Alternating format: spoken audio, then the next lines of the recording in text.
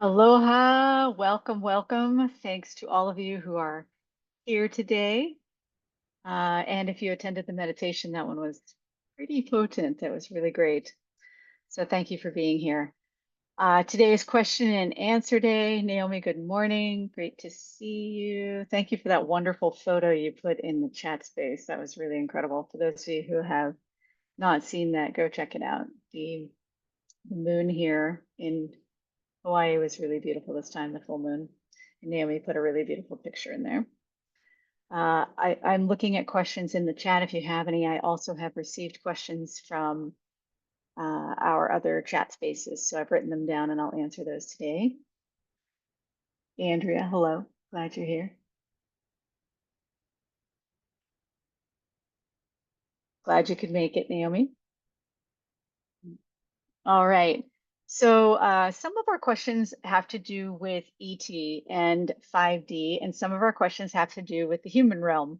So I'm going to start in the human realm, and then I'm going to move out into the questions where there are a lot more in that area. So one of our first questions is about living near graveyards. So for those of you who sat in on the talk about negative and dark energies last time we were together, this has a little bit to do with that. I have a general rule of thumb, stay as far away from graveyards as you can. Now, that doesn't mean, move into a whole new town, but within a few miles, you're generally going to start feeling the energies of graveyards if you live near them. For those of us who are sensitive, those energies can be very aggravating, I think is the word I would use. Just start seeing how you feel when you're around graveyards. Some of them feel a little different than others. The older ones here in Hawaii, there's some that are very old and they're kind of centrally located. Some of them are right near the water because that's what their tradition was. They would bury their dead near the water. And sometimes, developments pop up around it, and it's a little hard to create that kind of space. Or if we live in smaller towns, or if we live in, older cities, you may see that the graveyards are a little bit closer by.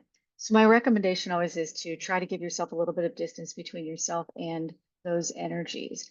Why? So last time we were talking about how negative and dark energies kind of, I use the word coagulate, they kind of come together and they form this energy of their own.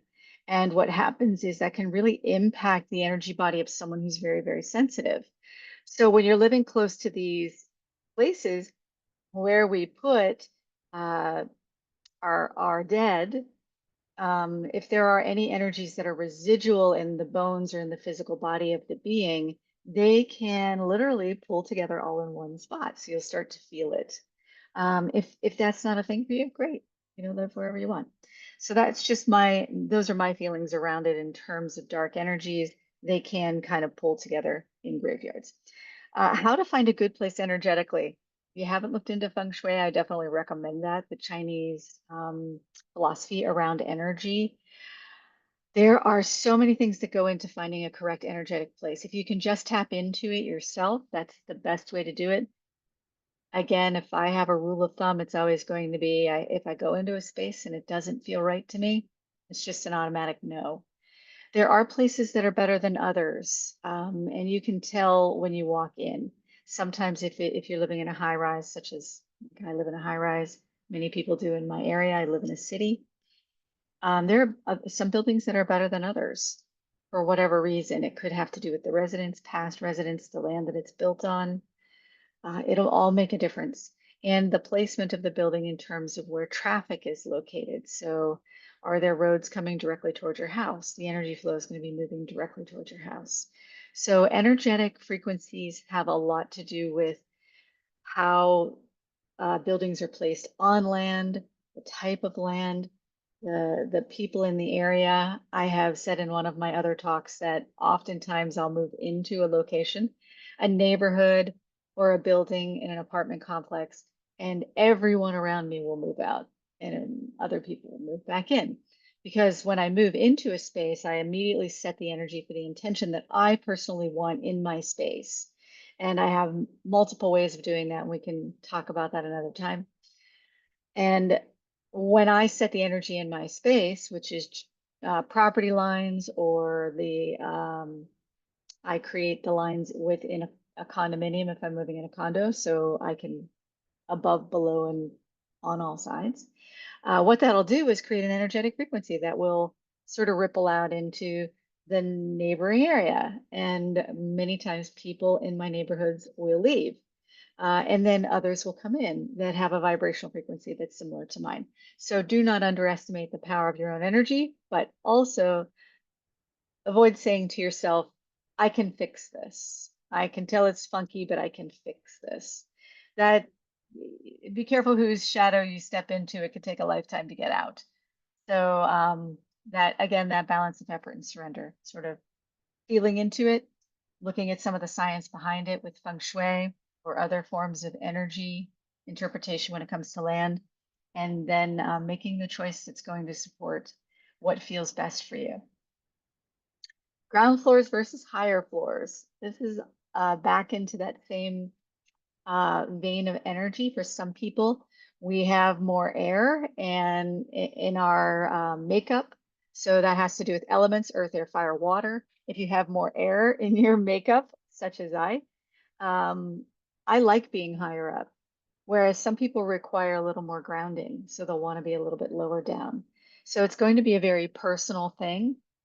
I also find that I prefer certain construction materials. If I am living in a condominium complex that is constructed of metal and wood or drywall or other things other than concrete, I will start to sense and feel energies around me. If I'm in a space where there is just concrete on all sides, I love concrete construction. It's very popular in certain countries or certain places.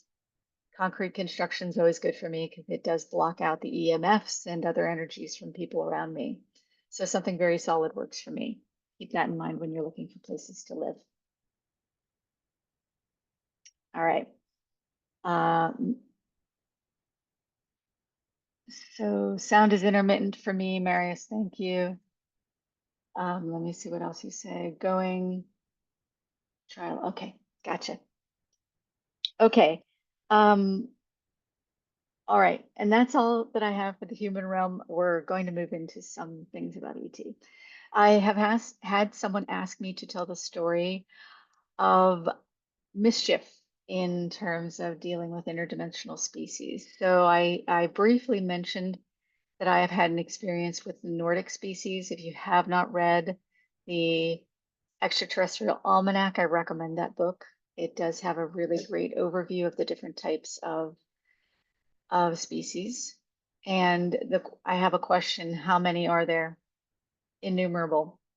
I don't have a top end or a number on that. So as many iterations of humans as you see, there are species of 5D beings, extraterrestrials, etc. So for many years, I did healing work. I told you I had chronic migraines, and in order to come to a place of health, I would meet with various energy healers. So one particular healer I was working with, I met with weekly. She would get me out of enough pain that I could enjoy my life. And during those sessions, she would be working on me, and it would be 60 to 90 minutes where I would be in this energetic space. So essentially in the quantum field, the 0 point field is what she called it. And in that space, I would kind of go off into my own little journeys. You know, I have a shamanic background, so I would do journeys. And I would sort of be looking around for experiences. My physical body in 3D was in a lot of pain. 5D was way better for me. I was in a lot less pain there. And of course, you can't live there forever when you have a job in 3D. So for these hours or 90 minutes that I would be in session, I would be looking around. So I had recently, or prior to this particular healing session, heard about species that live within our Earth, so the subterranean species. And so I thought, well, it's great that I've had off-planet experiences. What about right here on Earth? So I started searching, and I did eventually find a gateway or a doorway into a subterranean area of this Earth where I spoke with or spent some time with what they called themselves, the Nordics. Uh, Very humanoid, very, um, you know, tall compared to me. I'm only 5 feet tall in human form, so I'm not very tall, but not exceptional. I've seen exceptionally tall species. They were mostly slender, very fair, and had busy lives just like we do. Not very different from humans in that way. They were curious about humans in this particular female. There were genders, male and female. This particular female had an interest in me because she had not seen humans before. She'd heard about us, and pretty much they keep to themselves. So, just like humans keep to themselves, sometimes we don't leave our own country and go visit other places or see other things. It was kind of the same. So, when I went visiting, I had a lot of questions and I was kind of interrupting her day. So, then she sort of would play with me a little bit. And I would follow her around in the subterranean world. And most of the other Nordics didn't really give me any attention at all. It was like I was a dog. Um, and humans see dogs all over the place, so we kind of notice them, but then we kind of don't. So it was a little like that. I was sort of existing in a space that felt comfortable enough for me to be there, and apparently I sort of blended in a little bit. So, she would get into mischief, and then eventually her friends around her called her out on it and said, "Hey, leave the human alone." And so I also walked away from that situation after gathering a little bit of information for myself about who they were and what they had going on. And then I asked to no longer have contact with her because not everyone's nice, and I like nice people and nice experiences. So what I noticed was that they had a very similar lifestyle than what we have here on this planet. They had jobs, they had families, they had homes, they had experiences. And my most of my questions were around how do you exist underground without having sunlight, air, was the question that I asked. And it's just different. The way that their species exists had very little to do with our human need for sunlight, photosynthesis. They had their own plant life that would generate air and their own system um, of absorbing their chemistry from their environment than we do. We have our own method of doing it, and so did they. So it was very similar, but in many ways it was different. It felt a little more industrial than what we have going on. We are Humans are a very industrial society as well, but I'm saying this in terms of their thought patterns and the way they approached life was a little bit more um, pragmatic. We have a lot of experiences that we have that are thrill seeking or fun or um, mm, we play a lot more than they do is the way I would describe it. So that was the story of the Nordics. And they have an existence that is, there are a lot of them under the earth and not just here, like local small community, but they are spread out, little like humans, subterranean though. All right. How many ET species answered that question? What was before that? That's an excellent question. What came before the ET species? From the education, the research, all of the different spiritual practices, the similar thing that I hear throughout is that we came from nothing and emerged from nothing. So we emerged from the quantum field, like the Big Bang Theory, from that pinpoint of nothing, and then everything sort of became. And I don't have information beyond that. And when I do, I'll tell you. ETs, oh, someone asked about the experience I had where I said that ETs meet each other with respect. That is definitely my experience because that is the experience I seek. However, that is not always true. Not all ET species are benevolent. Not all ET species or 5D species want to have positive experiences. And I personally avoid that because that's what I avoid on Earth as well. I do not prefer conflict. And so I experience the same thing in 5D as I would in 3D. But there are species out there who are aggressive, unfriendly. There is kind of a galactic sort of body of beings that sort of keep track of these experiences.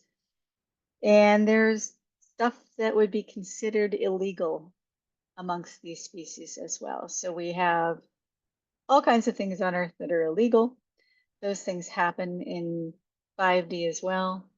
A lot of those experiences, like I said, I've just completely avoided, although those stories are accessible to anyone who reaches out and asks for that information. So I've mentioned this before, and I'll talk about it another time because it is a story for one entire talk about there is a place like a massive library where information for all species in the universe is kept. And there are individuals from the various species who bring these stories, I'll call them stories, histories, to this central location, and they're all collected in this one place. It is like a living being that holds the information. So it's like if you were to take a library and imagine that it is a living thing and that all of the books in the library, which now for us humans is electronic, it's a living, breathing organism that holds all of the information in its database. That brings me to think about AI in a whole new way just right now. So I'll come back to that when I tell that story. And what came before ETs again? I think that goes back to that concept that we emerged from nothing. We emerged from the void. And why we look and act the way we do, why there are so many different species in the universe, I think that is mystery for me right now. I kind of need to leave that in mystery. All right. Someone asked about volunteers coming to Earth. So I mentioned in my origins story, you can see that video on my YouTube channel. In my origin story, I discussed coming from a mantis planet. I use this story and I come at these things from a lens of past life regression. So on the mantis planet, I was a volunteer, and this was, of course, everything exists at the same time. But in terms of human stories in linear time, tens of thousands of years prior to this incarnation as me today, I volunteered from a mantis planet where they spliced DNA, basically put my consciousness from the mantis body into the human hybrid body, sent me to Earth as what I called an experiment. So the mantis planet itself was beginning to die. They had lost the ability to procreate because they had lost the dualistic nature of and duality is something that humans, especially spiritual people, are often trying to um, remove themselves from. But this planet had removed themselves so far that the species could no longer procreate, so their planet was dying in that symbiotic relationship of life. As their planet was dying, they were also dying, and vice versa. So, how many volunteers came to Earth? From that particular planet, there were only a few of us who came here to Earth. Why Earth? Because Earth has a unique quality that that planet no longer had. Are there other Earths in the universe? Probably something similar. But we do have a unique quality, and there are volunteers who come from various planets for various reasons, generally scientific reasons, to bring back information and data to their species so that they can um, either remember or learn about for the first time. So I imagine on this planet, I was listening to Bashar recently, channeling, and that many of us, if not all of us, are hybrids of some sort. Um, so I'm exploring that information little by little, and I'll bring more back to you as I have more information about that. Question about multiple births. I'm assuming this question has to do with multiple births on this planet. So twins, triplets, quadruplets, etc. Soul contracts and things like that. I'm going to look at this from the 5D perspective. That is, if hybrids are coming to this planet, they may come in the form of multiples like that. However, I also feel that they may not be born from the same womb. So, for example, my hybrid being, I came back as a fully formed human. However, if there are volunteers who come from other planets, other dimensions to gather more information from Earth and the human experience, they may come in the womb of one mother or multiple. And then there will be that familiarity in the world where they can reconnect at another time. So that would mean that in our incarnations where we repeat lives with people, had a conversation a few minutes ago, last night, about experiencing past lives in the human form with people and how there's crossover, right?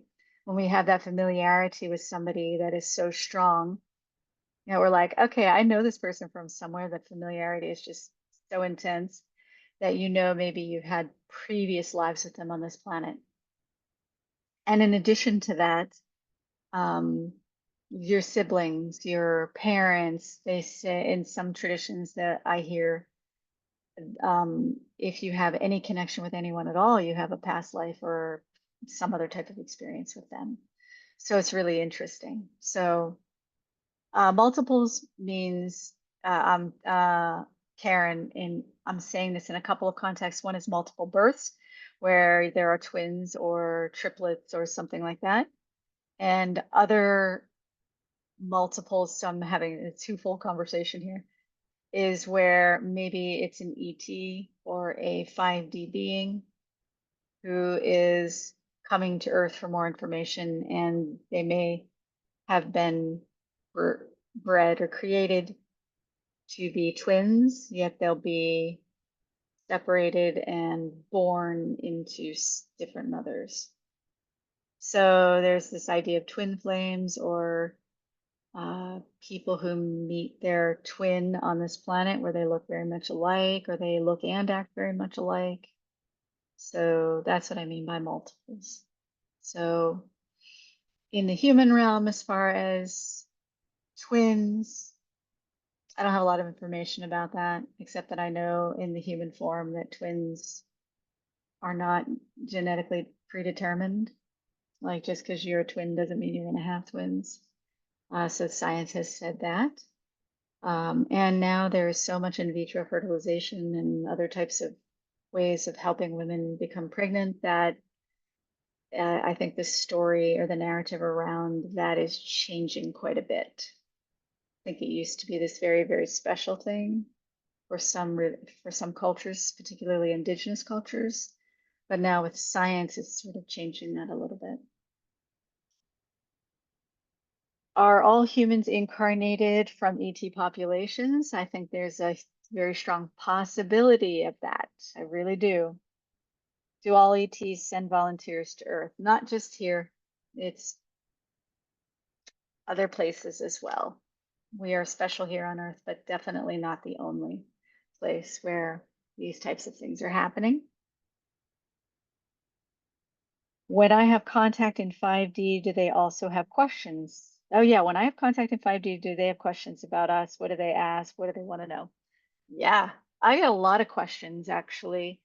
I do have a being who would like to be channeled. I'm in the process of having that conversation and and discovering for myself the right timing for channeling that being. It is one of the blue healers from the meditation retreat that I discussed with you before. And they have questions, but they also have information they wish to bring to us. So a lot of the questions they'll ask are extremely random, like, why pasta? Why do you eat pasta? I mean, it's seriously that strange or that random. And then there are higher level questions. Why is it that the human body has so many ailments? I've had that question as well. Or, um, you know, they kind of like the things we do. A lot of these species do not wear clothing because they're okay the way they are. They don't cover up. So they'll ask questions about fashion or about things that we do, meals that we eat, curious about our taste buds and things that we have that are unique to us that they don't have or experience in themselves. So just as I'm always asking questions of them, they're asking questions of me as well. And a lot of times they don't ask me the questions directly. They don't communicate the way we do. They don't have words. It's telepathic. It's a full body experience. So it's almost like an extraction. The second they ask the question, it resonates within me and the answer is already prepared. I don't have to think about it. I don't have to say anything. So their process by which they receive information is far more rapid and more holistic. And I use that word only because it's the only one I can think of, but meaning multisensory than the way we do it. I'll ask questions and then I think about it and I let it sort of go into Jan brain and let Jan's brain sort it out. Whereas for them, it's more of a perception, and when it goes in, they take it as it is. There isn't a question around it. Um, the Yeah, so they want to know a little bit about us, but also it's their perceptual state is far more heightened than mine. So there are fewer direct questions and more just kind of like taking it all in. All right. Okay, questions in the chat. Those are the ends of that's the end of the questions I've written down. Is the library open to everyone in the ET world? Can you download whatever you want, or do they control what you're allowed to know and why? Good question. So the library is accessible. Not everyone can find their way to it yet. So seek that. When you're in the quantum, you can seek that information place and see what you come up with, and see what information you get. But yes, all the information in the universe is available to everybody in the quantum field. That's where all things exist. And the challenge, that challenge is that the human perceptual state is very primitive.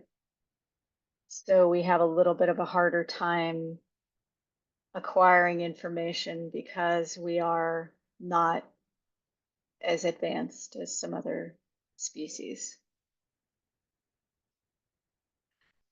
Just had 3 seconds of channeling. So yeah, maybe next time that's what we'll do. We'll just channel the information. So my human form is resisting it a little bit, but I do find it fascinating.